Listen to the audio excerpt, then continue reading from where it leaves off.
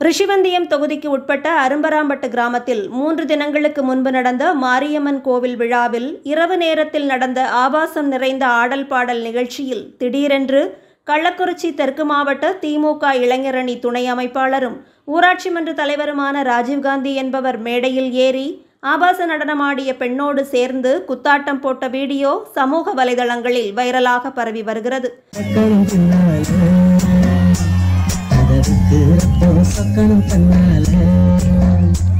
ஏற்கனவே சில தினங்களுக்கு முன்பு கள்ளக்குறிச்சி மாவட்டத்தில் நடந்த திமுக இளைஞரணி கூட்டத்தில் இளைஞர்களுக்கு பீர் வழங்கப்பட்ட வீடியோ சர்ச்சையை ஏற்படுத்தியது.